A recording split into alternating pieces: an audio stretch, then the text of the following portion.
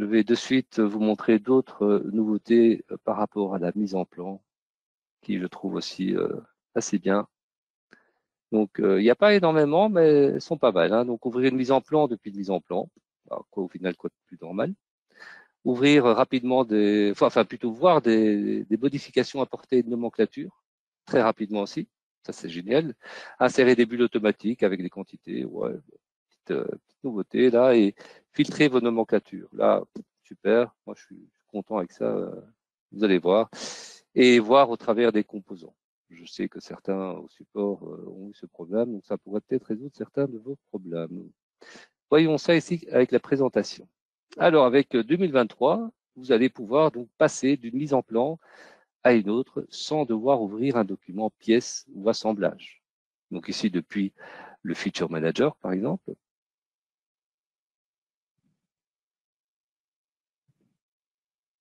Depuis une nomenclature, c'est que c'est les composants, ouvrir la mise en plan. Depuis une vue, comme on le faisait pour l'assemblage ou la pièce.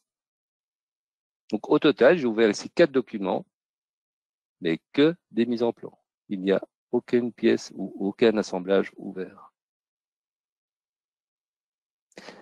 Dans une nomenclature, vous pouvez ajouter des lignes ou des colonnes et insérer des articles supplémentaires, comme de la graisse, hein, ce que je vais mettre ici, du tape, un peu, je sais pas moi, de l'huile de coude, hein, il en faudra aussi pour faire l'assemblage.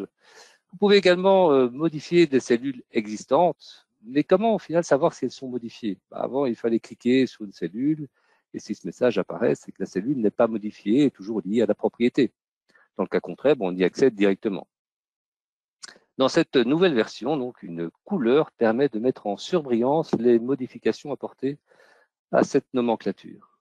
Donc, vous modifiez cette nouvelle option et vous la changez par une couleur un peu plus visible, comme ici, je crois que je vais choisir du rouge. De base, c'est bleu, je pense. Donc ici, pour la démo, j'avais mis noir, bien sûr. Et voilà. Voilà, presque. Hein. Il faut faire un clic dans la nomenclature pour l'activer et voir les cellules modifiées avec la couleur choisie. Génial. Vous désirez revenir à la valeur d'origine? Pas de souci. Hein. On va faire un clic droit depuis une cellule et demander de restaurer la valeur ou carrément depuis la ligne. Et vous allez donc pouvoir restaurer cette ligne complètement. Au final, on peut faire ça sur la table entière.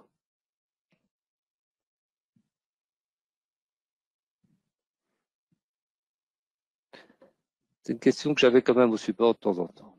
Donc, il manque ici des bulles à mon assemblage. Quoi de plus simple que bulles automatiques. La nouveauté avec cet outil, c'est l'option quantité. Bon, cette option, elle n'est pas nouvelle, hein, puisqu'elle existait déjà pour une simple bulle. C'était logique de ne pas l'avoir ici. Donc, voilà, modifier le petit terme de quantité, si vous voulez, par un autre, d'autres lettres, ou définissez vous-même, modifiez l'orientation. Donc, ça fonctionne également avec les bulles empilées. Revenons sur une nomenclature pour vous présenter donc une autre amélioration très intéressante, c'est la possibilité de filtrer les colonnes directement depuis SolidWorks avec des petites flèches situées dans les en-têtes.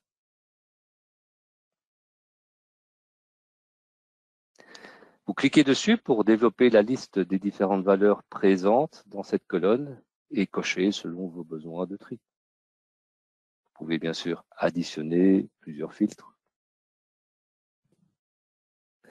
Petite cerise sur le gâteau, la modification par filtre va modifier également le bullage automatique. Vous pouvez bien sûr taper aussi du texte pour filtrer. La colonne ici, je tape le début. Je vois qu'il y a certains composants que je ne désire pas. Vous pouvez aussi faire des filtres personnalisés avec des opérateurs et ou. Le résultat peut être ensuite, bien sûr, exporté dans le format désiré. Rien de neuf à ça. Pour récupérer votre nomenclature complète, vous pouvez annuler les filtres un à un. ou tout annuler à l'aide d'un clic droit n'importe où dans la nomenclature ou dans la barre des menus. Alors, ce capteur de pression a un cadran qui n'est pas visible au travers de ce plexi. Quelque part, c'est normal, car dans le 3D, ce plexi n'est pas transparent. Je vais donc modifier cela. Dans la mise en plan, aucun changement.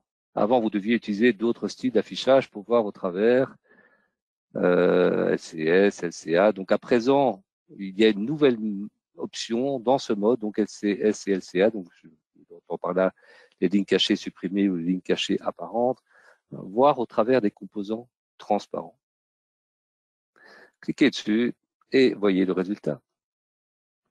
Donc encore une fois, de quoi créer des mises en plan avec encore plus de détails et de clarté. Si maintenant vous voulez que ce soit le cas pour toute nouvelle vue insérée, cette option est également paramétrable dans vos propriétés de document. En d'autres mots, votre modèle de mise en plan. Et histoire de prouver ce que je dis, j'insère une nouvelle vue et voilà donc le résultat. Il y en aura des changements à faire dans votre modèle de document qui est ces mises en plan. Voilà donc pour ces nouveautés de mise en plan.